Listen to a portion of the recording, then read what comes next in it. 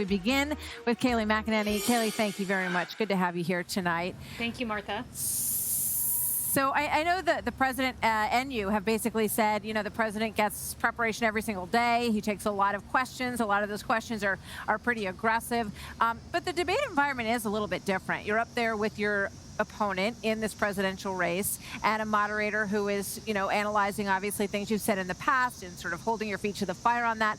Is there any concern that he hasn't done enough prep?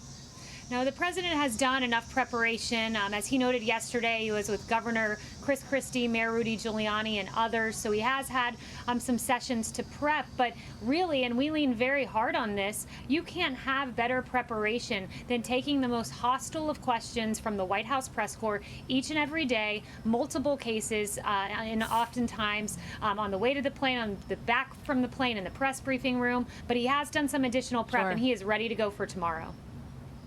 How many sessions would you say has he done with Rudy Giuliani and Chris Christie, just for example? You know, I don't want to get into the exact number, but he has had a few sessions with them, and he's ready to go. Okay. With regard to the Biden camp and how they're preparing and what they expect, this is Joe Biden just the other day on what he expects. Let's watch. That's how to do.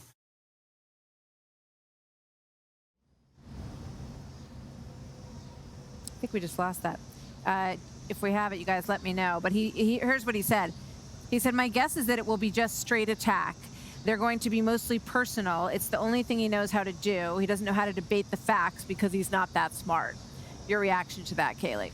Yeah, what a ridiculous statement. It will be a comparison.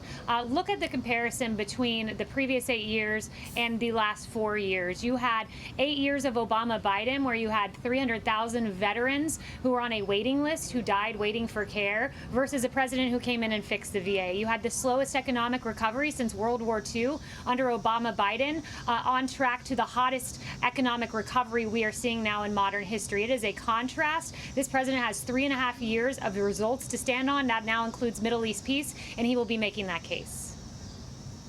So with regard to this tax story in the New York Times, which I know you and the president have said is a fake news story, that and his tax attorney, Alan Garten, came out and said that he didn't believe that he said there were a lot of inaccuracies, I believe is the way he put it in the story. The Biden team didn't waste any time jumping on that story, though. This is just a little slice of a new ad that they have out there.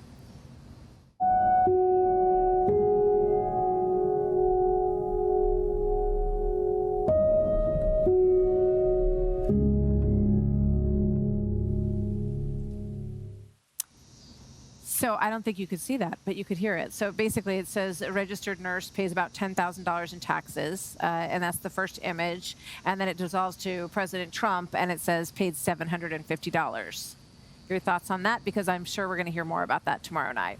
Yeah, so the president's attorney came out and said the president has paid tens of $millions in personal taxes over 10 years and millions since 2015, since he declared his candidacy. But what you have is a president who has proactively donated his salary to the U.S. Treasury. And meanwhile, you have news that broke just last week from the Senate, Hunter Biden getting $3.5 million while his dad is vice president. So there's a very clear contrast. The president gives to the U.S. Treasury while Russia gives to Hunter Biden.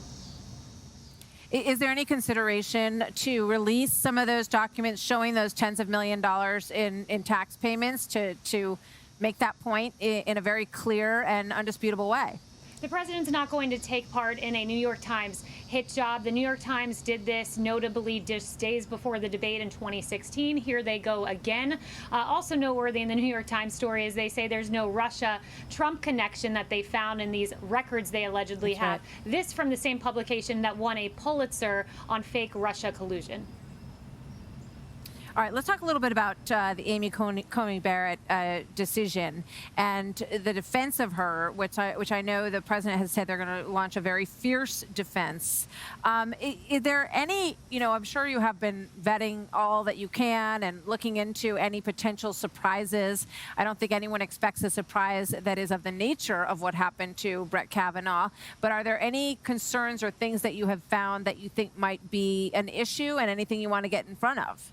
No, because Amy Coney Barrett has a sterling reputation. I mean, graduating #1 in her class at Notre Dame. You have Lawrence Tribe, a left-leaning Harvard law professor who has come out and said she is fit for the job. You have people on both sides of the aisles who have noted this in the legal community, but notably in the partisan community of Senate Democrats. You don't have any Senate Democrats stepping up, putting politics aside, and agreeing with Lawrence Tribe, among others, that she is extremely qualified, a mother of 7, remarkable reputation, and she is a sterling candidate that should be approved. But make no mistake, Democrats will engage in partisan gimmickry. We expect those hearings to get underway mid-October. Kayleigh, thank you very much. Good to have you here tonight. Thank you. Thank you, Martha.